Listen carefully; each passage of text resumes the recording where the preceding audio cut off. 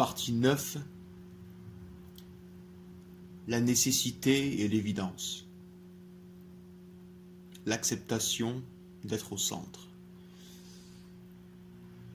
La souffrance est nécessaire. Le chaos est nécessaire. Le mal est nécessaire. La répulsion est nécessaire. La gravité est nécessaire. Les ténèbres sont nécessaires et c'est évident. Il ne s'agit pas tant de les aimer pour ce que ces lois sont en elles-mêmes que de les apprécier et de les accueillir, les accepter pour ce qu'elles mettent en relief. Pour parler d'évolution, d'élévation, d'amélioration et pour en apprécier les bénéfices, il est nécessaire d'en accepter les opposés comme tremplin vers le mieux. Nier les ténèbres dans leur dimension la plus constructive et passible de stagnation et d'illusion.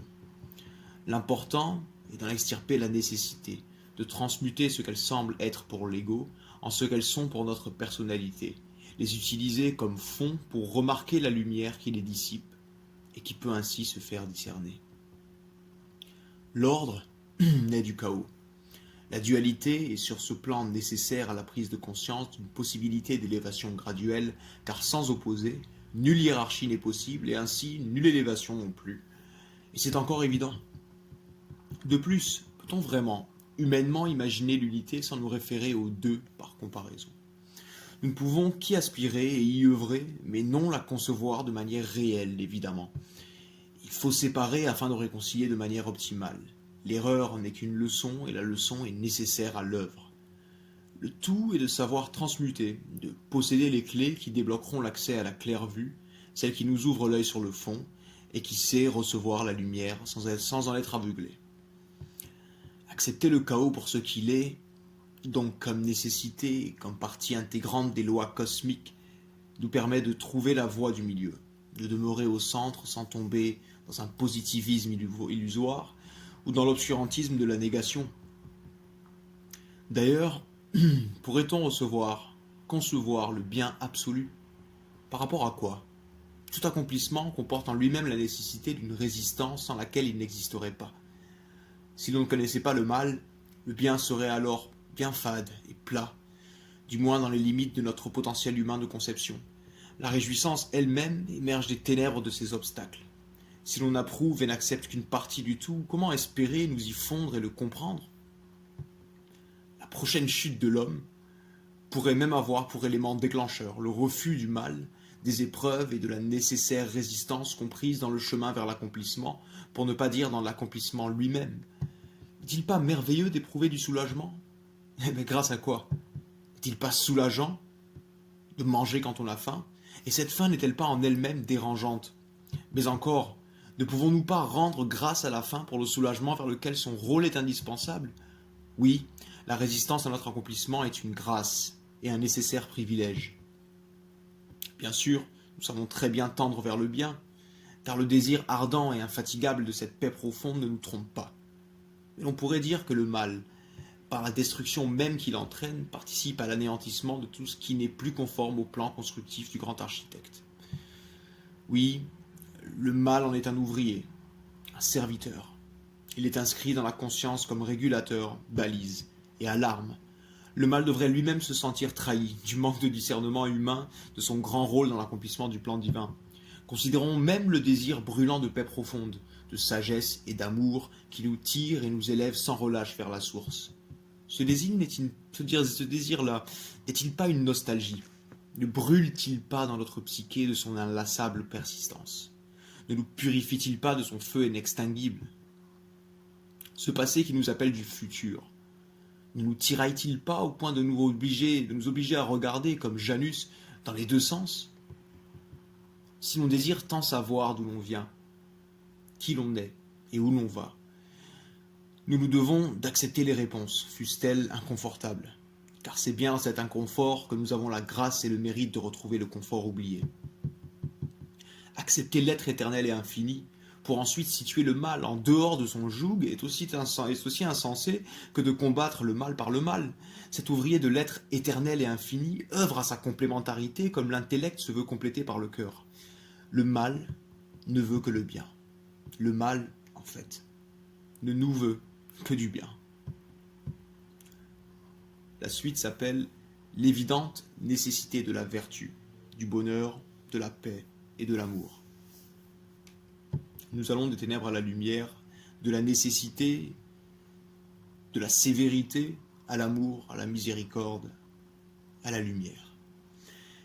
Si l'évolution de la conscience se fait au travers de l'homme et vers la divine conscience, c'est que non seulement cette dernière est nécessairement déjà accomplie, au-delà de l'espace et du temps, vu que l'homme décide en rien des lois et des vérités à suivre pour la réalisation de son réel accomplissement, mais que le futur nous appelle du passé, car là où nous porte notre accomplissement n'est autre que là d'où l'on provient, appel sans l'injonction duquel nous ne serions pas nostalgiques d'un état de paix profonde. Et bien que le futur soit déjà accompli par son unité avec le passé, autrement dit que la fin est le début, que l'oméga est l'alpha, comme dans ce symbole de l'unité primordiale qu'est le point du Big Bang, ou plus justement le logos, il est indéniablement autant une nécessité que l'accomplissement se réalise par l'homme et son évolution intérieure et extérieure. Ceci explique pourquoi l'on ne peut concevoir cet état de perfection vers lequel l'on finit pourtant par cheminer par l'expression d'une force et d'un désir bien au-delà de nos choix. Non, on n'a pas choisi d'avoir pour plus profond désir, le bonheur, la paix et l'amour. Ce sont des principes infinis, certes, mais bel et bien balisés par des lois et des vérités qui permettent, de par leur intégration et leur respect, de s'en approcher au plus près. Ces principes nous appellent et nous meuvent. Il s'agit de regarder une foule de passants et de se rendre effectivement compte qu'aucun de ces passants ne chemine à cet instant d'une façon ou d'une autre vers autre chose que son bonheur, sa paix et son accomplissement, bien que chacun en ait sa définition, plus ou moins en harmonie avec la dimension absolue de ses principes, en fonction du degré de conscience atteint ou de vertu présent dans chaque chemin différemment. La nécessité de la vertu comme outil d'accomplissement et d'unification.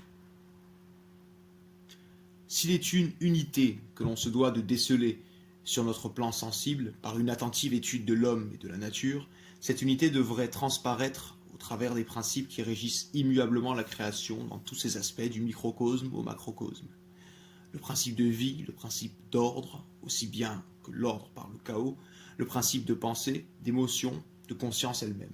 En effet, regardons-les comme des principes actifs.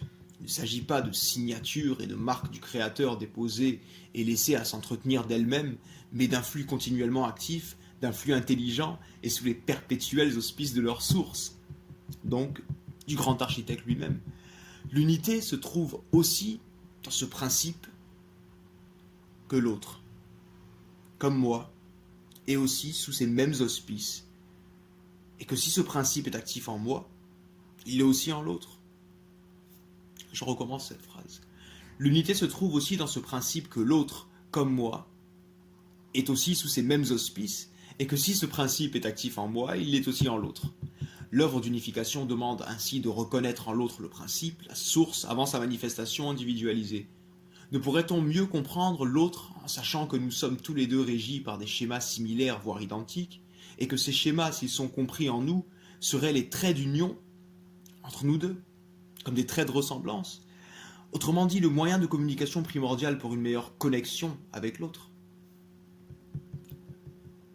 Nous exhorterions ainsi le principe premier, le Créateur, en ses vertus et par ses vertus, à s'exprimer à travers nous, pour l'extraire des profondeurs de l'autre et rejoindre les nôtres. Il doit être une impensable dimension où cette unité est déjà accomplie, car cette unité doit nécessairement être antérieure à sa création. Répétons-le utilement, nous ne devons pas concevoir la source comme étant séparée en plusieurs corps de manifestation, car alors on serait tenté de la considérer comme un moment et un endroit incomplète, et donc en partie absente. Pourtant, le tout ne saurait être amputé d'une part de lui, si sa nature même veut qu'il soit tout. Considérons donc cette unité accomplie et antérieure à la création, avec le temps et l'espace comme création de cette unité, et compris en elle, donc postérieur et conséquent. De ce simple fait, nous ne pouvons extraire l'unité ni d'un lieu ni d'un moment, ce qui équivaut en langage intelligible, et pour ne pas utiliser les notions d'éternité et d'infini qui sonneraient là trop vagues, à la présence de l'unité déjà accomplie partout et tout le temps. Et parce que la source unie et accomplie est présente partout et tout le temps, nous pouvons nous avancer à y inclure une notion de potentiel latent. Latent en ces endroits et ces moments, et en ces autrui qui nous paraissent et ne font que nous paraître manquer d'une part plus ou moins grande du tout de l'unité accomplie. La question nous paraîtra d'autant plus troublante lorsque nous oserons y adjoindre la notion de disponibilité de la part latente de ce potentiel infini. Si chaque situation et chaque personne dans lesquelles cette part latente est disponible semble manquer, sera l'occasion la plus propice de combler ce vide apparent, et sera même la cause de notre prise de conscience de cette latence, donc de ce qu'il faut pour combler le vide. Et plus clairement encore, cette prise de conscience du manque ou du vide nous permettra de découvrir ce que nous propose le potentiel disponible pour le combler. D'où l'adage populaire qui sous-tend que les problèmes arrivent avec leurs solutions, ou mieux, qu'il n'y a pas de problème, que des solutions. Si l'on arrive à éveiller en l'autre des sentiments vertueux par l'expression de nos vertus, sentiments qui paraissent absents chez l'autre, cela induit nécessairement une disponibilité de ce potentiel latent et que par l'utilisation de ses propriétés réflectives, nous le faisons apparaître et émerger chez l'autre. Si ce potentiel latent d'ailleurs n'était pas disponible, nous ne pourrions espérer ni changement, ni amélioration, ni évolution, ni accomplissement. Car ces vertus, outils d'accomplissement d'un plan d'unification infusé en nous par l'unité elle-même, ne sont pas des créations arbitraires ni accidentelles, mais des prises de conscience, des balises, des flambeaux qui ornent, par décret surhumain pour ne pas dire divin, à ce niveau d'évolution de la conscience par le biais de l'homme, le chemin inévitable vers l'accomplissement. Accomplissement de l'homme, mais surtout de la conscience. Ces flambeaux, nous ne les avons pas placés là. Ils nous accueillent. Ce potentiel, encore une fois, est latent et disponible, car s'il n'en était pas ainsi, d'où la toute première prise de conscience serait-elle venue? Rien n'émerge du vide. La première prise de conscience de l'Homo sapiens, ou de son passage à l'Homo sapiens sapiens, aurait-elle pu provenir de l'extérieur si l'homme à ce moment est devenu conscient d'être conscient? Il semble ici évident que cette première prise de conscience a opéré de l'intérieur, de la conscience elle-même, par le simple fait donc que la conscience grandit et se regagne au travers de son évolution dans le monde physique, elle se contemple et se reconnaît et se redécouvre au travers des découvertes opérées par ces véhicules que nous sommes. En quoi la conscience serait-elle séparée d'elle-même, si l'on ne se contente pas de la rechercher et de la questionner dans ces véhicules, mais plutôt à la source? En effet, l'homme traduit ce stade d'évolution de la conscience vers sa dimension déjà accomplie et unie, latente et disponible sur le sentier du retour. Par sa propre constitution physique et psychique, l'homme informe l'homme d'une évolution en spirale de la conscience où chaque stade englobe en propriété et en fonction les précédents. Pour bien intégrer cette évolution en spirale, les règnes et les nombres nous seront d'une utilité révélatrice de l'omniprésence de cette nécessité. L'homme aussi, et surtout l'homme. Après avoir tout disséqué pour en comprendre les fondements, ne serait-il pas temps de reconstruire selon le schéma qui maintenant s'impose à nous comme une intuitive évidence? Après le solvé, le coagula. Nous passons à d'autres dimensions, d'autres plans, plus hauts et plus profonds en même temps, comme pousse un arbre vers son apothéose de fleurs et de fruits. La tête dans les étoiles et les pieds bien ancrés dans la terre. L'idéal qui nous guide vers notre futur et nos racines qui nous ancrent en nous-mêmes. Le prochain chapitre sera donc, en parlant de passé, de futur, de provenance et de destination, il s'appellera de l'alpha à l'oméga, spirale, fractale et ascension. Là, comme il a été dit plus haut, après avoir démantelé un peu les fondements qui caractérisent la conscience de l'homme, nous allons essayer de restructurer, de reconstruire ensemble, bout à bout, comme c'est dit, de l'alpha à l'oméga, en spirale, en fractale et en ascension. Pour la prochaine partie, la 10e, qui ne tire pas son ombre du néant. Merci.